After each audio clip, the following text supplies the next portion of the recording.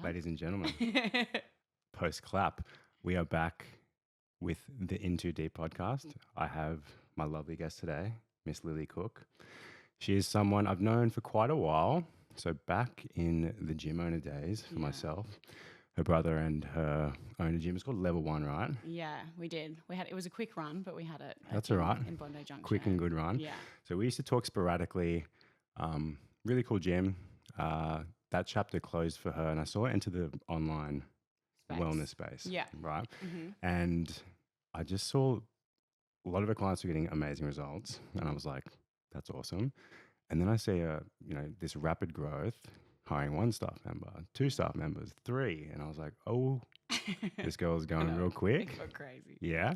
So how many? 10 staff members now. 10 people behind you. Yeah. So in total. terms of it's different. I don't have 10 coaches. I've got 3 coaches. I've got another me kind of in the business, but then probably a team of about 10 now.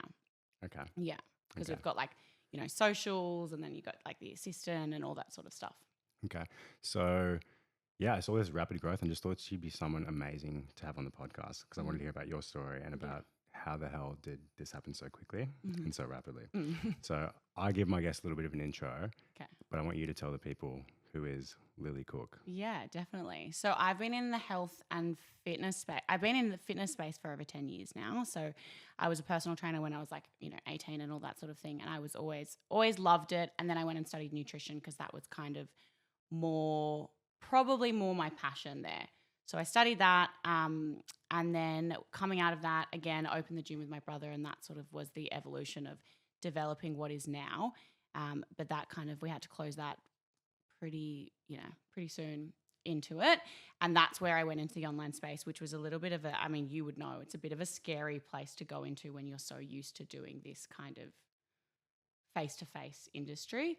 But yeah, that's where we kind of are now. So then we developed Metaphysical Wellness. Well, I developed Metaphysical Wellness, which is the company that we are. And then it's rapidly kind of grown into what it is now, which is a big team and a big lot of clients and a lot of work, but kind of loving it all. Okay. Yeah. So tell us, what is the inspiration behind Metaphysical Wellness? Tell me how you came up with the name and what is the sort of vision? What are you guys trying to achieve?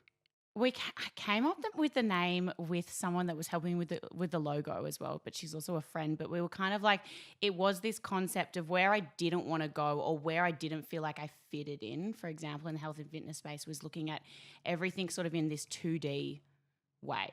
It was always just count your calories and, this is going to give you this. And it just wasn't making sense for a lot of people, specifically women. And that's where I really felt like it has to take this multi-dimensional sort of way of looking at health, and that's why we do what we do. So it's not just looking at health in the sense or just weight loss or just looking at physicality, but taking in mind, body, spirit, but also blood work, those specifics in order to get there. Okay. And so tell us about the evolution of the business. So it sounds like Metaphysical Wellness, it sort of embodies a lot more than just sets and reps, which we discussed off camera before. Yeah. So tell us about, when did this start and how did this rapid growth happen so quickly? Because I see so many people, every personal trainer's goal is to be online, right? Purely online. I don't know many who just want to grind it out in the It's gym, all you see on marketing now. So, yeah, it's ditch the early morning wake ups and work from a laptop. But you've actually done it and you've done it quickly. Yeah. So it was a crowded space. And when I see people doing it, I'm always like, oh, good luck. It's fucking hard work to get to a point where you are now. So when did you start and what do you attribute this fast-paced growth to? I'm kind of I am a person that's I won't kind of take no for an answer. So I did work extremely hard at it and I just kind of gave it everything, but I also asked for help. I wasn't the kind of person that was I'm going to work it out myself. I totally went and did 2 coaching business things in just online coaching. So I wanted to get advice through that. So I had a mentor going through everything with me initially. When the gym closed, I also scrambled. I had to find somewhere to work. I had to make an extra source of income, all these sorts of things. And so I did that at that same time. It was I remember everyone being to me, don't do it. It's stupid. You're not going to make any money. You're not going to get anywhere with it. And then what I started to do was in that, business development, I realized that my niche wasn't being a personal trainer. It was being someone that could read blood work, that could identify all those sorts of things. And as a nutritionist, that was kind of my level up in it. And then we had all of that and we worked all of that. And then I had this one client, which you may have seen online, Dylan. And she was a friend from high school, and she started posting her journey as well. And so in her posting her journey as well, it was great because a lot of people saw not just like a healthy, fit person become, that's the issue with marketing often. It's like, I'm a personal trainer and look at me be a personal trainer, right?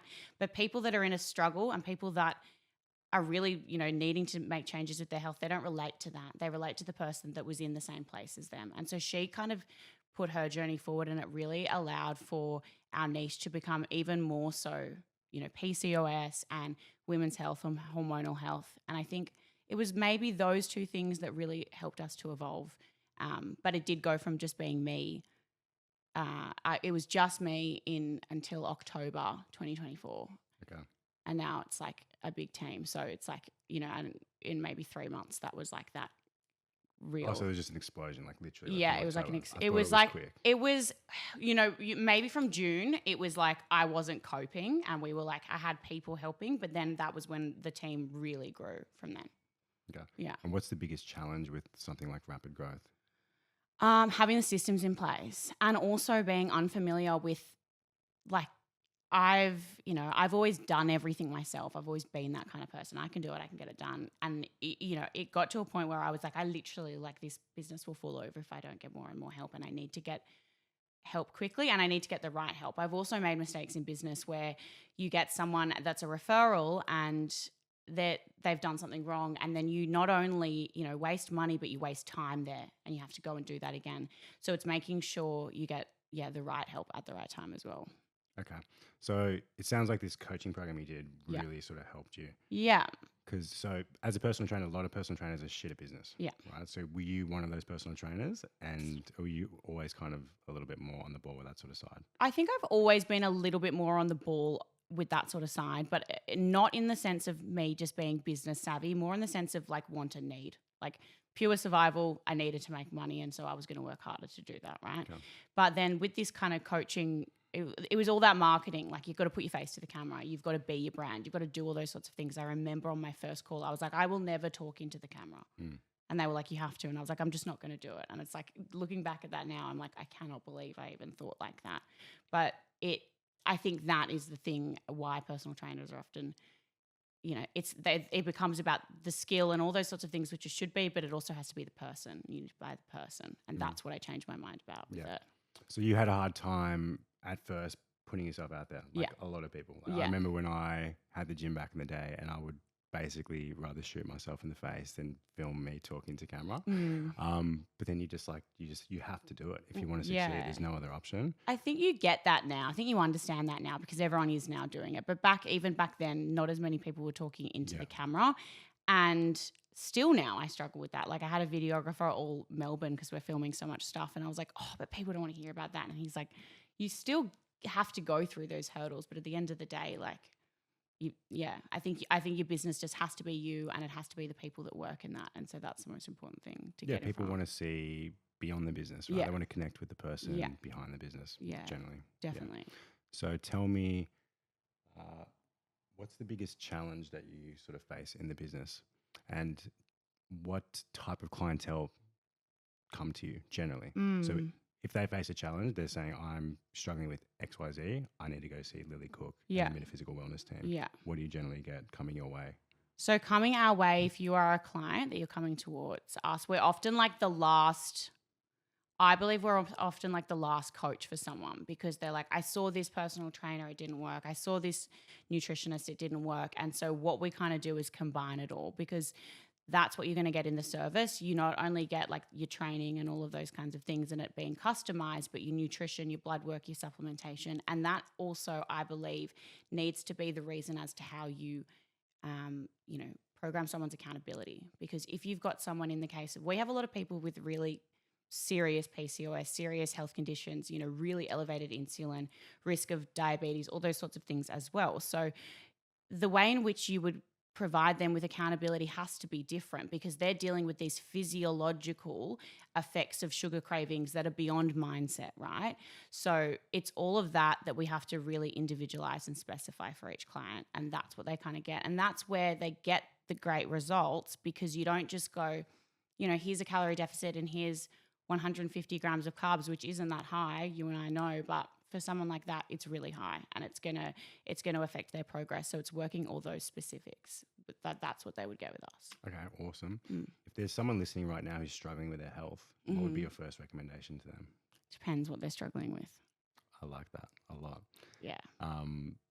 So even just asking for help, like you said before, you were starting a new business in the online health space. You asked for help. You went to go see coaches who helped you, learn about what you needed to do. So ask for help. Do you feel like people struggle to ask for help these days? Or you feel like a lot of people are in such desperation with their health that they're asking, but they might not know who to ask?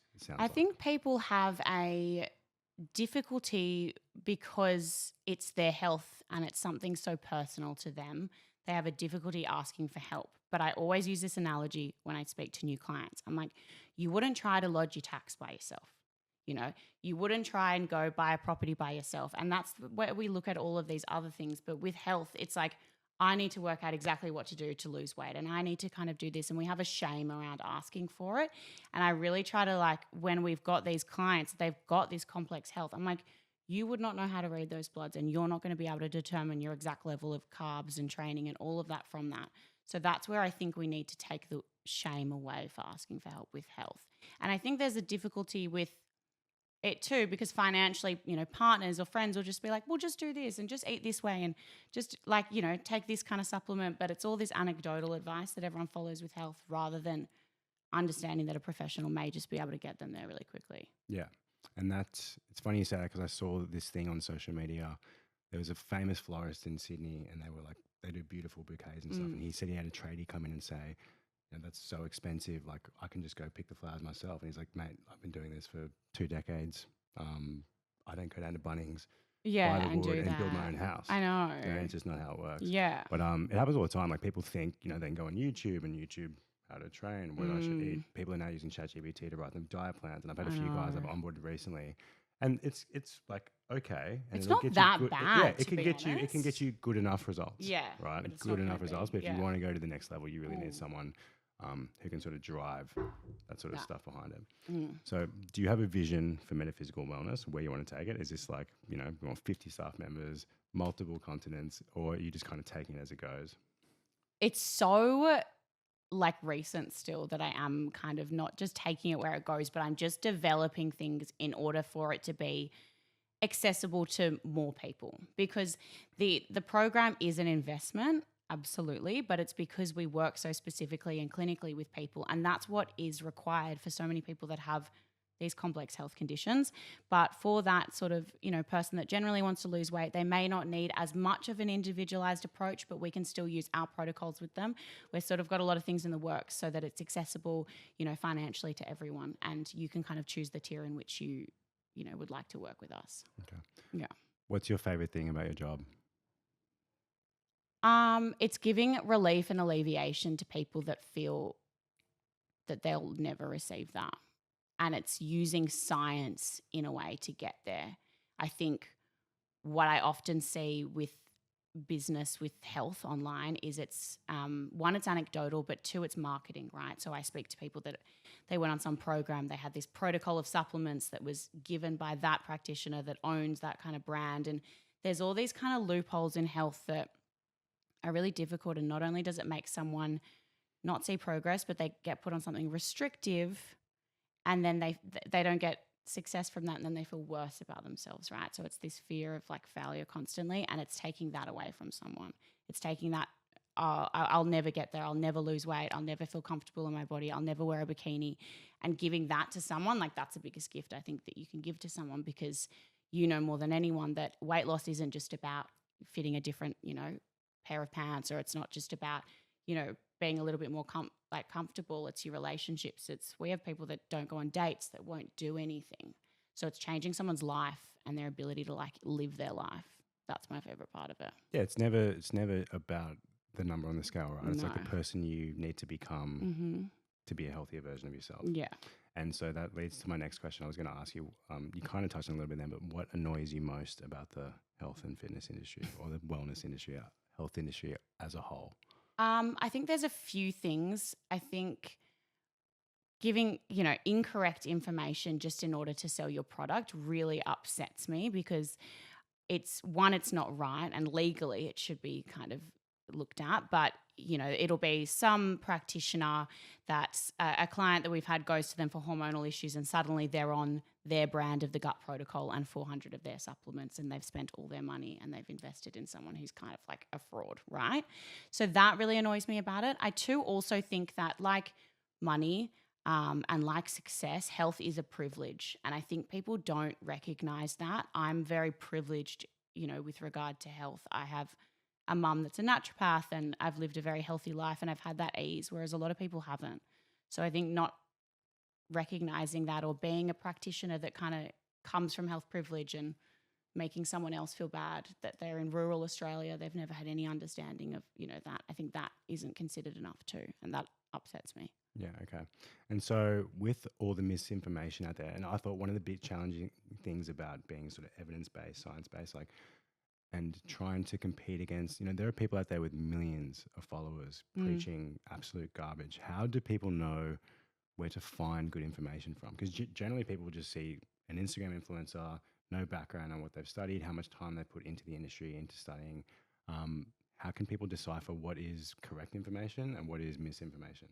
I don't think they can, and that's the difficulty. I think they just need to, give themselves, like, I don't think you can, because if you are vulnerable and you want something really bad, which is like weight loss, you'll believe kind of anything, right? So it's more so, I don't know whether it's how can you find the right information, but take your time and ask a few people before you do anything. It would be getting all of those, not speaking to one practitioner, but even if they wanted to come and see us, it's like we'll speak to someone else and get some advice there, and really just collect what would work best for you and then take that approach. Yeah, it is so hard, because even first port of call from a lot of people who are uneducated in the space would be their GP. Yet GPs only have something like, I think, 15 hours only of like nutritional study. 3. Is it only 3 hours? I thought it was 15. In 7 years. Okay, so yeah, if you're listening, going to a GP for health advice is unless that's changed, but from what we heard, it was 3 hours. I thought it was like 15 hours in like a 4 or 5 year degree. It'd be kind of like going to a mechanic for... Well, if you do an undergrad, it's 7 years. So yeah, it's correct. Like not that... It's like pretty crazy. Yeah, it's absolutely nuts. But it's hard, because like people don't know where to go necessarily. And they end up falling prey to the big marketers, the people pushing, they don't know it's misinformation. Right? Okay, we're going to switch gears a little bit and go from metaphysical wellness and delve a little bit deeper into the Lily Cook side. Okay. So tell me, what's the most challenging thing you've been through? The most challenging thing I've been through, I don't know. I think I'm pretty, I wouldn't say there's anything that's been super challenging. I think losing the gym was extremely stressful. That was something that was one of the most challenging things that we've been through. My brother would probably vouch for that as well. Like, he went through that and a divorce, and we had to kind of scram and get rid of the business within like a week or so. We started selling everything. That was really difficult. And then the development of metaphysical has been stressful and hard, but also equally rewarding. So it's kind of like those kind of two things. Are you able to delve a little bit deeper on what happened with the gym? Yeah. So we had a demolition clause in the contract, which a lot of contracts do, but we didn't really know about it. And we had bought a 5-year lease on this gym, and my brother and I had saved every penny that we had. Like, we didn't have any help. We just wanted to do it ourselves. And it was before COVID that we bought it. So we bought it, and it was like the Thursday, and then COVID announced that we couldn't train. It was like we couldn't train inside as like personal trainers, and we had just bought this gym. So we were intending to have about 8 PTs in there to pay the rent. And so we got it. And then the day after, we had to pay the rent, just the two of us. So going into it, it was really stressful. We were both working in the park, and we were both working like 6-hour days. I'd get there at 5, I'd finish at 6. Like, honestly, it was like a no break in between it. It was insane. And then we finally got the gym, and then within the year or and a bit of having the gym, there was a demolition clause, and they said, we've got to close it and we're going to make it into offices. And so not only had we bought all of that equipment and spent all of that money, but we had to sell it really quickly, and we had to tell all of our staff that we were closing. They didn't have anywhere to go. So that was really tough and really scary.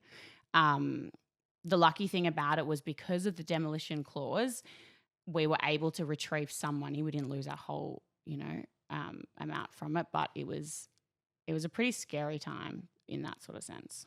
It's funny because, everything leads you to exactly where you need to go. Mm. And at the time, we spoke off camera about a business I just shut down last year, and I was fucking so down on myself. It and kills you. failure. Yeah. Also going through a divorce as well. So it was a rough year last year for me. But and look where you landed. You might still be working 6 a.m. to 6 p.m. I know. I know. I like sleep until 8 now. Would your lease still be going today had it not? It would be still It's still part of going. the 5-year And period. it was one of those things that, if I'm really honest, like it was a hard slog. Like, stuff would go wrong all the time. My brother ended up, he met a new partner. He moved to Melbourne. It was all on me. The gym would flood. Like, stuff would happen just all the time. I'd be in the middle of clients. Like, it happened 3 times and the gym flooded, and we were next to a McDonald's. So not only was it water, but there was like chip residue through my whole gym, and I'm telling someone to finish a back squat as I'm sweeping, flooding away, because it was just stuff like that you can't, fix. And I think we would have still been there, but we probably, given the choice again, would still have taken that choice to kind of walk away too, because it was, think so? yeah. Okay. It was a lot. So tell me, what's your biggest inspiration in life? In terms of, I think probably my family. My family definitely. Like, I think I've got like the best, most loving family, but I definitely didn't come from anything in terms of like financial help. So I always had this inspiration of really helping out my family, or getting it to a place that we were there. I think probably my biggest inspiration would be my mum, in terms of the way she works. She's a naturopath, but like, I've never seen anyone work like that woman in my entire life. Like, she is, she's 50. Oh, she'll get angry at me. She's like 56 We'll or clip that out something. for you. Yeah, something like that. She's close to her 60s, and she still works 12 to 13-hour days, 6 days a week. And her diary is like nothing I have ever seen. And I think she's my biggest inspiration in, just work, in like just as a person, work ethic, all those sorts of things, but also how she deals with her patients. That's why she's so busy, because I think she's like probably her approach and as a practitioner would be, That's really beautiful. You had your mother is such a positive role model in your life. So tell me now, what has been the best decision you've made for your own personal health journey? It can be like a philosophy, it can be a training style. What comes to mind? For my own health journey. I think I came from like I struggled with eating issues when I was younger, and that's probably been a passion of mine getting into where I am. And so I really struggled with that. And I think it wasn't necessarily a decision, but it was forcing myself out of being in that place. That was my, biggest change to my health journey, because I was someone that trained twice a day, that restricted calories all the time, that really beat myself up. And I found that through strength training and looking after myself and doing that little bit, I could still achieve what I wanted to do without kind of killing myself in the process. So I think that was my biggest change in order to get where I am with health. Okay. And so is health and fitness, it sounds with your mum as a naturopath, it's always been a part of your life since you were a little girl. Yeah. And that's what you discussed earlier. Like, a lot of people are born into families where the parents might not have any knowledge on health and fitness. So they kind of are on the back foot. Right. So I guess we talked about that earlier. How do they get help? Someone that doesn't have that. I think, again, as what I said, it's like going online and trying to find the right people. But I do really believe going straight to the science and getting all of that kind of evidence, doing what you can with your GP, and then trying to get someone to interpret it as well. So, and then working just purely science, because I'm sure like anyone that you've spoken to or people that we know, they've wasted a whole bunch of time taking just advice and opinion, but just go by, what you can kind of see and what's going on with exactly your body, and then take next steps. Okay. Yeah. If you could click your fingers and change anything about the world, what would it be? Change anything about the world? That's a hard one. I think, I don't know about that one. We can circle back to that one. Yeah. I don't know. We'll circle back potentially if it comes. Just let me know. Yeah. Does Lily Cook have any rituals? Yeah, I think I have a few weird. I have like OCD kind of Yeah, the rituals. weirder the better. Thanks. Like, The let's weirder. talk. Like Let's I talk. remember doing a thing with work. They're like, "What are some habits that you do?" And I like kind of went through them, and I was like, "No, that's really weird." Like I have really weird kind of OCD rituals. When I wake up, first thing I have a cold shower. Not like these aren't really because I'm trying to get some sort of health benefit. It's just what makes my mind feel good, right? So I get up, have a cold shower. I have 2 coffees by myself with my dog, and try to not look at my phone. In terms of rituals, I'll try to like read and do things like that. And then I have like weird things with work as well. So like I time absolutely everything that I do in blocks, and I'll have weird rituals around like that and work and timing and that kind of thing. Did your coach teach you that? No, they before? did teach me to time it.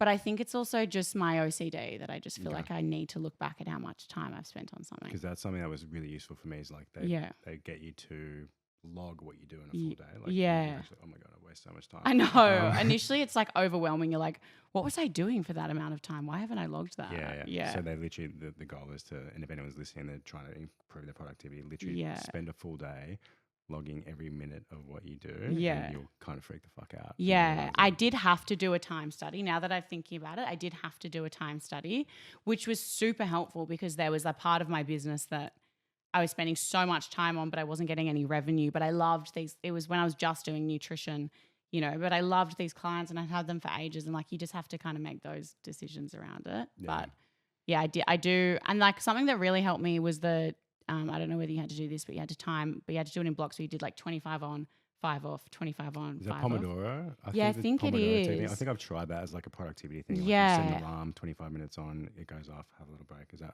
Yeah, it's like that. And so it's like to the point of, and I always did that at school, like studying and that kind of thing. But it's to the point if you run to the bathroom, you make a coffee, you got to stop it. And that really helps because then you don't go on Instagram, you don't play around with anything, you're just like working and that's all you're doing. And then you can have a break after your 4th kind of block or something like that.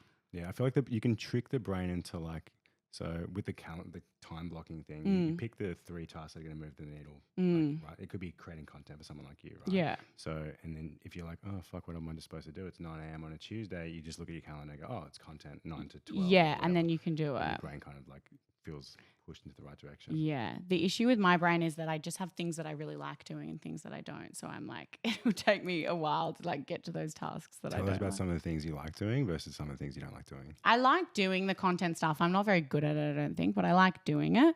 I like speaking to clients, so new clients. I really like that. I like all the speaking to clients. Going through a spreadsheet is like, it's like hell for me. I hate stuff So like more of a that. Creative brain type. But Yeah. you don't like the content, but I like all the science stuff. I just think like really meticulous tasks I don't like. Yeah, like a profit loss for me is like, I hate that. yeah. Anything like that, I just don't like. So I try to get as many people to help me with that kind of stuff. Okay.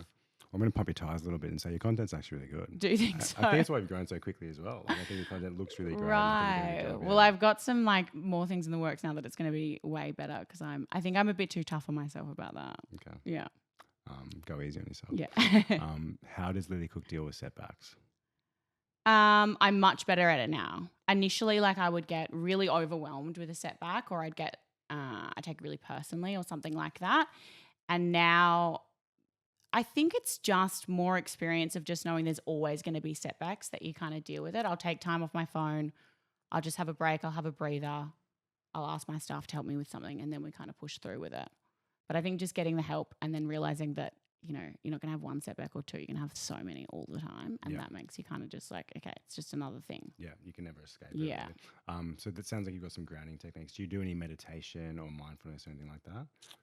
No, I should do meditation. I really should. I do mindfulness in terms of the sense that like, yeah, I spend a lot. I think it's probably not the best kind of, approach, but I always like take maybe an hour and a half, 2 hours out of my day, like and in blocks to kind of walk without my phone and that sort of thing. That's what makes me like feel calmer. And then I'll like read a lot of mindfulness stuff or I'll even watch some mindfulness stuff. But I should do the proper meditate. I really need to do that. I'll hold you to it. It's now on a public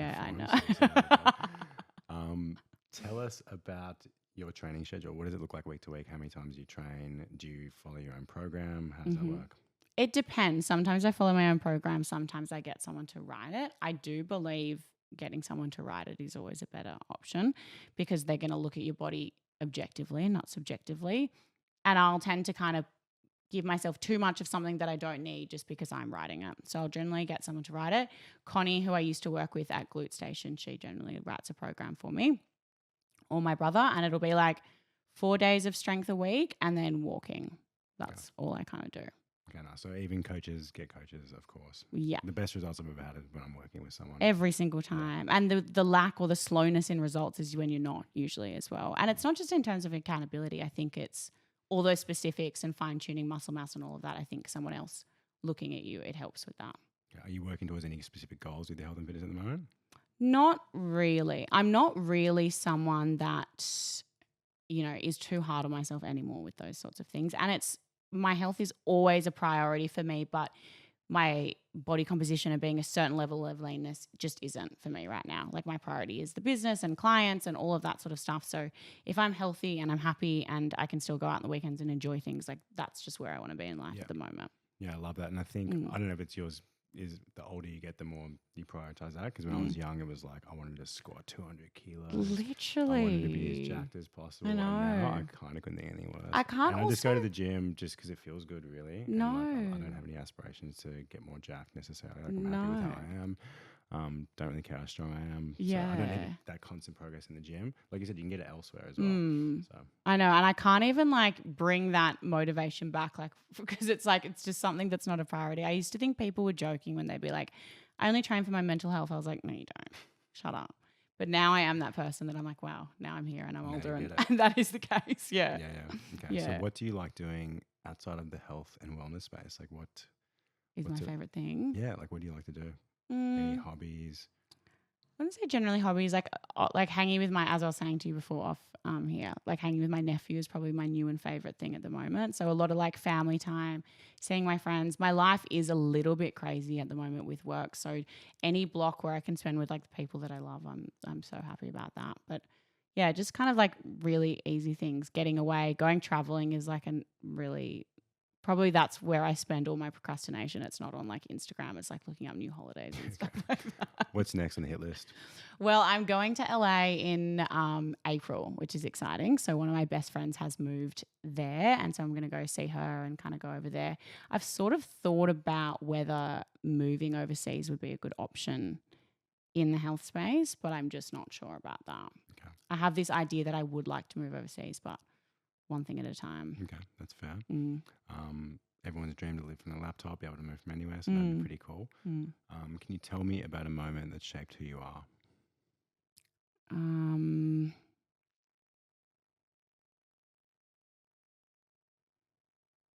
don't know.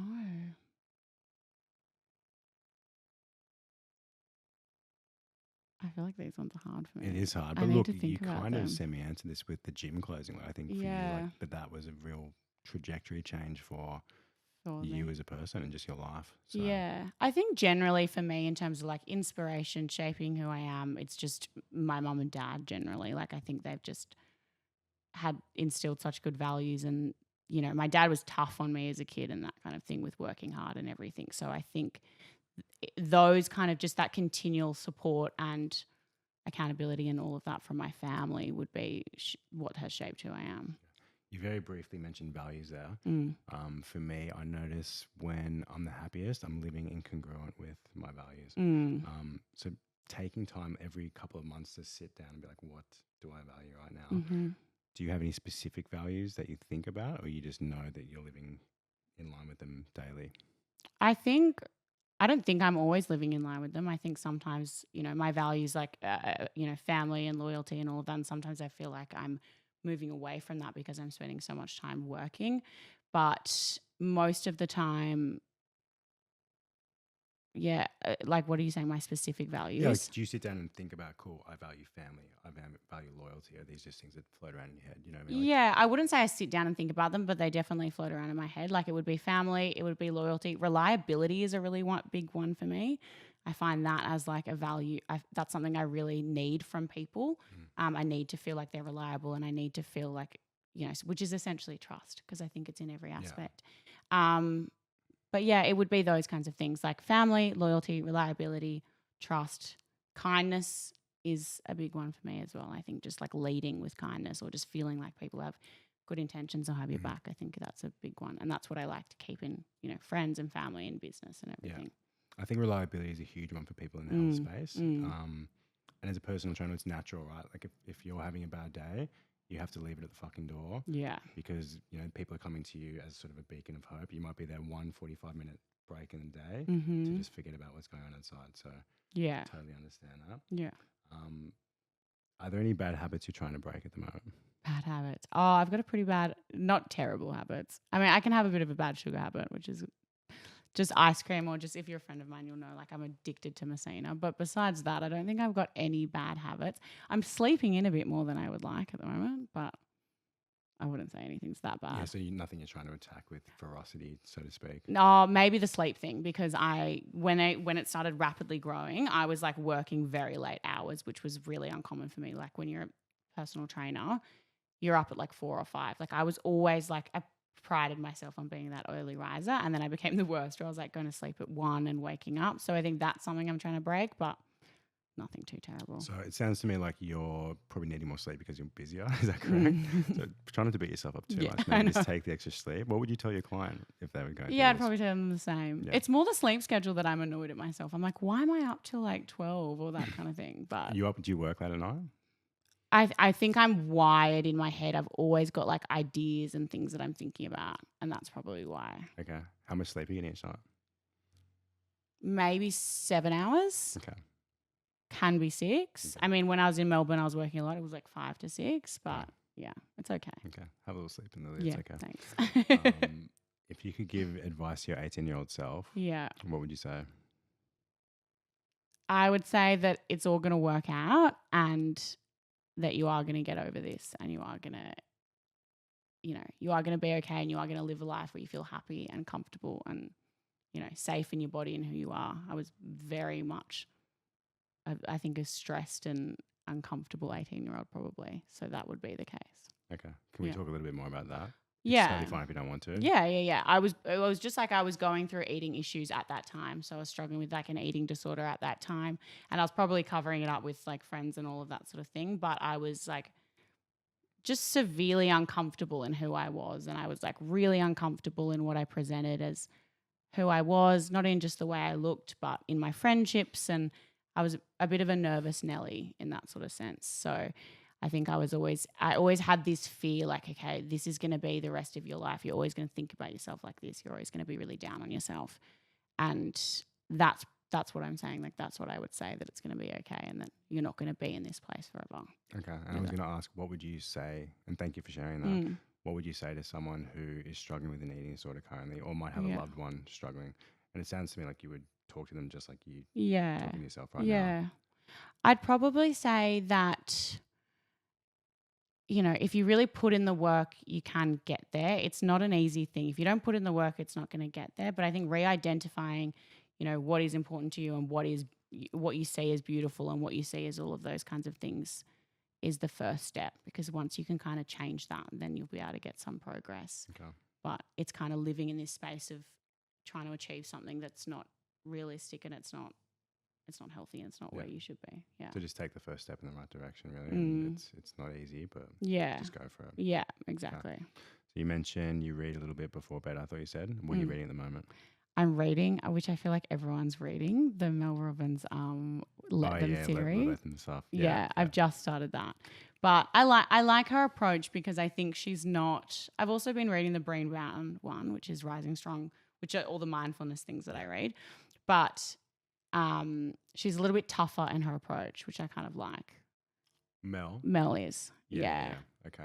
Which makes sense. Is there anything in the book, because I love Mel Robbins, but I feel like so many books these days are just a really simple idea. Yeah. And they fluff it up into like a book. Yeah. So like, Let Them is sort of like, in another way, it's just detachment. Like detach from the outcome. Detach from, it can be toxic relationships, expectations. Is there anything in the book that's worth digging into, or is it just solidifying more of? I think it's just making it relative to your life. Like, I think that's a very big case for me. Was like, I was the opposite of that. Like, I couldn't detach from things. I wanted to solve things. I wanted to do all that sort of thing. So I think it really like kind of takes those situations, whether it be your relationship, your friends, your work, and like allowing you to see in like those experiences how you can detach from them. Yeah. Yeah. Yeah. She really spoke to me with that let them do. I was going through some issues. Like, kind of like I can be a bit of a fixer sometimes. Yeah, But I'm to a see major someone, fixer. yeah, I think it's a personal training thing. Like, and Yeah. you know how like to be healthy and to take care of Mm. yourself. And I'm like, I want to try to push that and help other people. Yeah. And people can be very like, get the fuck away from me. Which is fair enough. 100%. Like Yeah, I've exactly learned that right. with friends. Let Like people be who they are and yeah. let them. Yeah. To quote the great Mel Robbins. But yeah, that's something I'm definitely trying to work on as I age. I'm aware that I do have a tendency to do that. And yeah. I also thought like it was a better thing by me. If you're a fixer, you kind of think like if someone else isn't like that and they're just able to detach, you kind of think, well, like I'm the one doing this and I'm the one putting in all the effort and I'm actually kind of right in this sense. But I've learned from so many friends that have like said to me like, Lily, you're not going to get the same out of that relationship that you give to it and you just got to let it go. And I couldn't do that. And now I've kind of come back and I'm like, I think it's actually you're more evolved if you are able to detach as opposed to fix. Yeah, you let people live the life they choose to live. Yeah. And if they want help, great. If they don't ask, then you don't give exactly. it. Yeah. Exactly.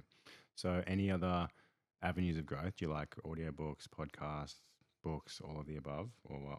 Yeah, podcasts. I tend to spend a lot of time because I'm working so much and because I'm reading so much. I tend to like, besides the mindfulness with books, I tend to like podcasts, movies, shows, just to be super lighthearted and just to be really funny. So I don't necessarily listen to like, I guess in terms of like that, I wouldn't do as much of that because I need that break from it. Okay. Well, what is your number one show at the moment for having a break?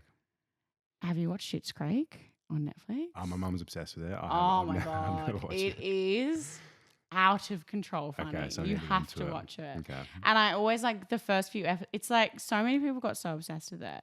But it's just like, you know, those shows that every line there's like a hidden sort of thing that's funny. Like it's so good. So I made my friend, he was going through a tough time and I made him watch it and he was like, you know, he's, you know, a boy. He was like, I don't really want to watch that. And he was like obsessed with it. He was like, yeah, I'm kind of cannot like stop. a bit like, don't know. That's what I was like. And my parents kind of told me about it. I was like, oh, it's a bit of an old show. Yeah, mum told me about it. I'm like, nah, not my thing. Favorite. Okay. That, Schitt's Creek, Modern Family, I have watched 4 times on repeat in terms of all seasons. Like I haven't seen that for a while. Just stuff that makes me laugh because I think I like those pockets of, that's why my favorite things to do outside of work is see friends, see family, pockets of just like laughter and it just being a bit silly. Okay. Yeah. Love that. And so on a more serious note, do you have any like podcasts or books that you recommend your clients read or anything like that? I do like the Mel Robbins podcast. I think that's really good. I think Huberman's a great podcast to listen to as well. And you can kind of specify it to what you would like to listen to. Another one that's great, or another 2 women that are great, is Gabrielle Lyon. So she talks about like muscle mass and that development, and it's really good for women to hear that and not just look at it as in, you know, a kind of physicality sense. And then Stacey Sims as well. I don't think she has a podcast, but she speaks on a lot. And so she's an exercise physiologist. But Stacey Sims, is she from the US? Stacey.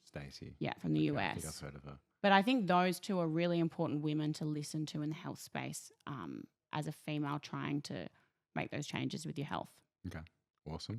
And any books, favorite books to recommend people for personal growth development? Doesn't have to be health and fitness. I don't know. I have to think about that. Let's go. Yeah, I'm not sure. All right, cool. What about can you think of the best piece of advice you've been given and who it came from? I think one of the best pieces of advice, and it's really simple, was like from my dad. When I remember I had a job when I was younger and they paid me like, you know, pretty much the minimum wage and it was like nothing. And I was a bit upset about it. And he was like, well, there's no reason as to why they should pay you more because you haven't shown them that. So he kind of just gave me that lesson of like, show exactly what you are and what you're capable of and that will come to you. And I think I've taken that approach since I remember him saying that to me. And since then, I've never sort of taken this avenue with work that I was like, I deserve this, right? It was always like I have to show them that I am deserving of it. And that's probably the best bit of advice that I got for that growth. Yeah, it's sort of like they say, be so good that people can't ignore you. Yeah, exactly. Okay. Yeah.